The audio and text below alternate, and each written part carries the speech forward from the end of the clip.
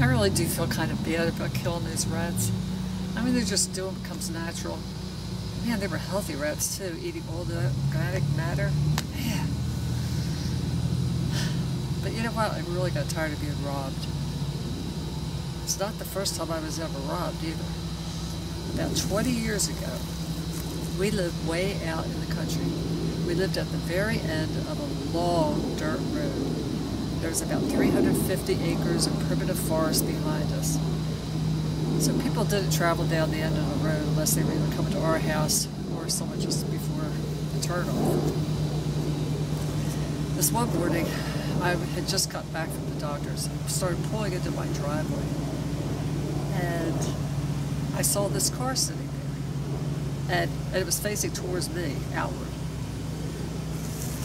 And I thought, well, that's kind of weird. But I kept on going. And I didn't recognize the car. And I thought, well, maybe it's a friend of my daughter's. So I continued to drive, and I parked right next to it. And I saw my little dog running around in circles and barking her head off. So I thought, that's odd. And then I looked up at the side of the house, and I saw that my side door was wide open. And standing in the frame was this big guy wearing socks on his hands, holding my camcorder. Yeah. I got livid. I mean, I got so mad. I didn't feel the least bit afraid. Now, you know, a lot of times you go over scenarios of how you're going to react in certain situations, how you think you'll react. Never did I think I would react in this way.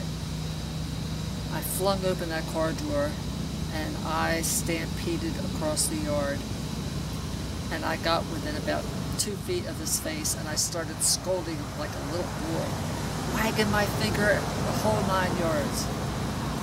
That was crazy. I know it was crazy, but that's what I did. And he got the camcorder, reached back in, set it on the counter, the kitchen counter, and walked down the steps and went towards his car. Well, I wasn't finished with him yet.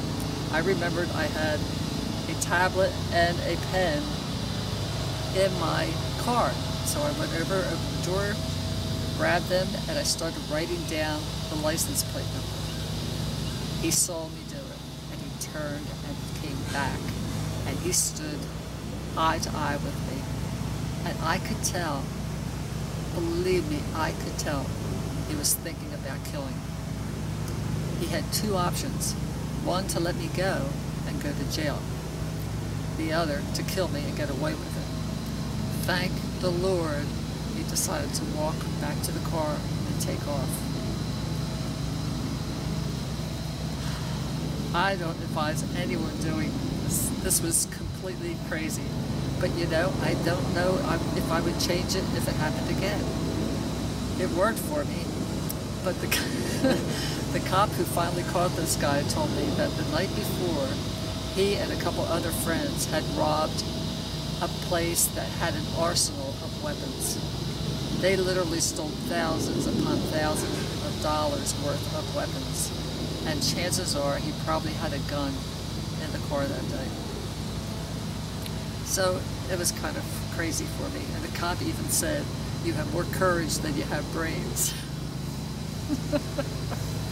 So true. Anyway, that's my robbery story.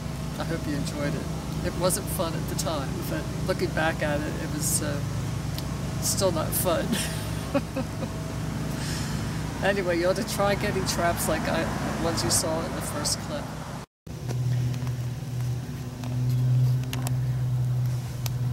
The lineup. Oh, that poor one. How did that one get hit? Oh, back of the neck. Yuck.